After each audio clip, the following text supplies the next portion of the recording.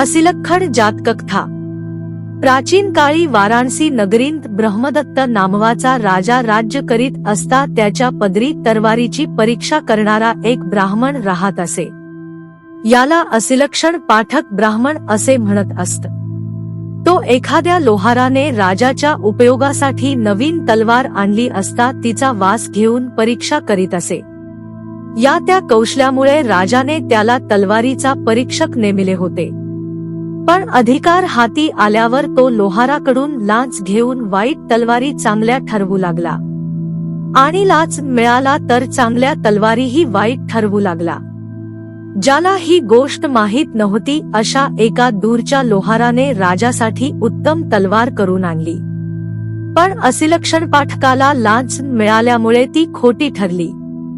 त्या लोहाराने हा ब्राह्मण लबाड आहे हे तेव्हाच जाणले व याची खोड मोडण्यासाठी त्याने दुसरी एक अत्यंत तीक्ष्ण धारेची तलवार बनवून ती मिरचीच्या पुडीत चांगली लोळवून म्यानात घालून दरबारात आणली। राजाने असिलक्षण पाठकाला तिची परीक्षा करण्याचा हुकूम केला। त्याने एकदम म्यानांतून काढून तिला आपल्या नाकाजवळ नेले। मिरचीच्या पुडीच्या वासामुळे त्याला जोराने शिंका आल्या। त्यायोगे हात घसरून त्याचे नाक कापले गेले।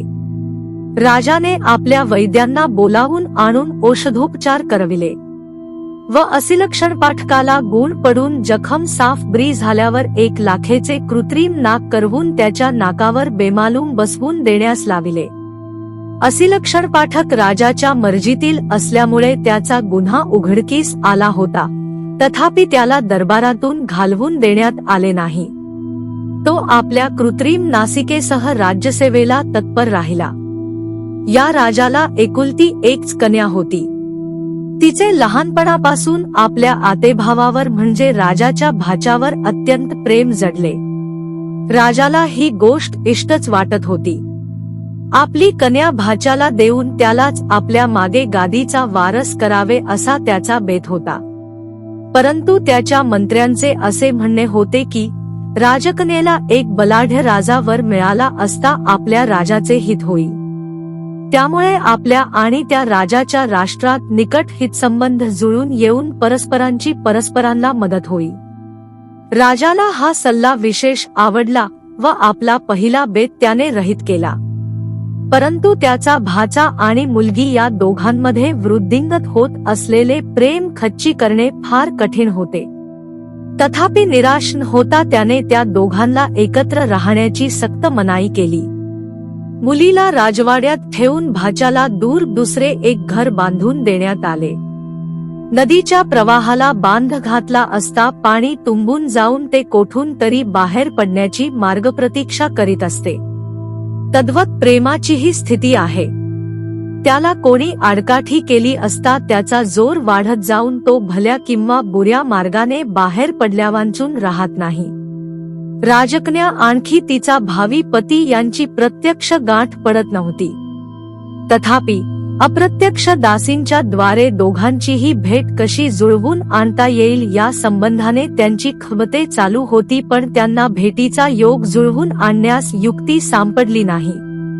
राजदरबारी एक चाणाक्ष ज्योतिषीणबाई होती। तिच्या कल्पकतेबद्दल सर्वांची खात्री होती।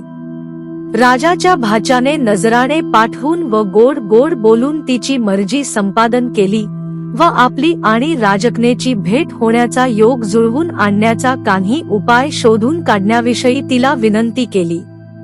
त्या धूर्त बाईला यात काही विशेष अक्कल खर्चण्याचे कारण पडले नाही। तिने या कामी जी युक्ती योजली तिचा यापुढील गोष्टीवरून उलगडा होणारच असल्यामुळे येथे निराळा उल्लेख करीत नाही। एवढे सांगितले म्हणजे पुरे आहे की राजाच्या भाच्याला तिच्या मसलतीने फार आनंद झाला व तिने सांगितलेल्या मार्गांचा अवलंब करण्याचे त्याने तिला वचन दिले। ज्योतिषीणबाईने आपण अशी युक्ती योजली आहे हे राजकन्येला आगाऊच सांगून ठेविले व तदनंतर राजाजवळ जाऊन ती म्हणाली, महाराज, आपल्या कन्येवर एका पिशाचाची वक्रदृष्टी आहे। ताबडतोब शांती भूतशांती केली नाही तर तिच्यावर अनिष्ट संकटे येण्याचा संभव आहे। राजा म्हणाला, माझ्या एकुलत्या एका मुलीसाठी मी भूतशांती करण्यास तयार होणार नाही। अशी तुमची समजूत आहे काय? जे काय ठराव्याचे असेल ते मला आताच सांगा. मी सर्व व्यवस्था आजच्या आज करविण्याचा हुकूम देतो. ज्योतिषीणबाई म्हणाली, महाराज, राजकन्येला स्मशानात नेऊन टाका. मंचकावर निजवून त्या मंचकाखाली एक प्रेत ठेविले पाहिजे व भूतशांतीचे मंत्र उच्चारून ते भूत त्या प्रेतावर जाईल असा प्रयोग केला पाहिजे. राजाने ज्योतिषीणबाईच्या म्हणण्याप्रमाणे सर्व व्यवस्था करावी अशी राजवाड्यातील नोकरांना आज्ञा केली. प्रेत कशा रीतीचे निवडावे हे ज्योतिषीणबाईने आपल्या हाती ठेविले होते. ठरलेल्या दिवशी राजाचा भाचा स्मशानाच्या कोपऱ्यात जेथे हा विधी व्हाव्याचा होता तेथे डोक्यावरून पायापर्यंत सर्व शरीर वस्त्राने गुंडाळून निजला. त्याने आपले सशस्त्र शिपाई आजूबाजूला झाडीत दडवून ठेविले होते व आपणाबरोबर मिरचीच्या पुडीची एक लहानशी डबी ठेविली होती. ज्योतिषीणबाईने राजकन्येचा मंचक आणून या जिवंत प्रेतावरच ठेवविला व ती राजवाड्यातील नोकरांना म्हणाली, सांभाळा हो, माझा प्रयोगविधी चालला असता या प्रेतात राजकन्येवर असलेले भूत शिरून ते नाचू लागेल व पहिल्याने जो त्याच्या तावडीत सापडेल त्याचा प्राण घेईल. या प्रेतात जिवंतपणा आल्याचे चिन्ह म्हटले म्हणजे त्याला 1-2 शिंका येतील व त्या आल्याबरोबर ते उठून धावाव्यास लागेल. नंतर त्याच बाईने राजकुमारीला गंधोदकाने स्नान वगैरे घालून यथाविधी त्या मंचकावर निजविले व मंत्र म्हणण्यास आरंभ केला. इतक्यात खालील माणसाने मिरचीची तपकीर ओढली. त्याबरोबर त्याला सटासट शिंका येऊ लागल्यात. आता हे प्रेत आमच्यातील कोणाचा तरी बळी घेणार असे जाणून जो तो पळत सुटला. ज्योतिषीणबाईने तर सर्वाच्या आधीच पळ काढला. राजाचा भाचा मंचकाच्या बाहेर येऊन राजकन्येला भेटला व आपल्या सशस्त्र शिपायांसह वर्तमान त्याने तिला स्वगृही नेले. पुढे राजाच्या कानी ही बातमी गेली तेव्हा तो आपल्या अमात्यांना म्हणाला, एवी तेवी माझा त्यालाच मुलगी देण्याचा बेत होता. मध्यंतरी तो रहित झाला खरा, पण शेवटी भाच्याने स्वतःच तडीला नेला असे म्हणण्यास हरकत नाही. आता त्याच्या या कृत्याबद्दल त्याला दंडन करता त्याचे यथासांग लग्न करण्याची सर्व तयारी करा. राजाज्ञेप्रमाणे विवाहंगलाची सर्व व्यवस्था करण्यात आली व शुभ मुहूर्तावर राजकन्येचे आणि राजाच्या भाच्याचे लग्न झाले. तेव्हापासून राजाने सर्व राज्यभार जामातावर टाकून धर्मचिंतनात कालक्रमणा करण्यास सुरुवात केली. असिलक्षण पाठक या तरुण राजाच्या सेवेला पूर्वीप्रमाणे सर्वथैव तत्पर असे.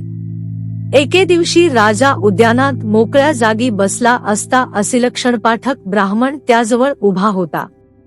त्यांचे संभाषण चालू असल्यामुळे त्याला तेथून दुसरीकडे जाता येईना. पण सूर्याच्या बाजूला त्याचे तोंड असल्यामुळे लाखेचे नाक वितळले व खाली पडले. त्यायोगे त्याला फारच लाज वाटली. तो तोंड खाली घालून ओशाळा होऊन मुकाट्याने राहिला.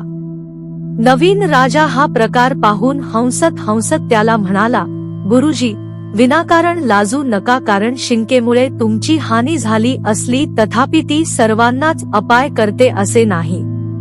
काकी, त्याच शिंकेने मला राज्यप्राप्ती झाली आहे.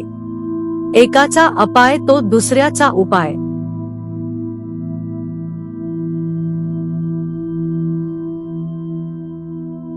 भवतु सब्ब मंगल.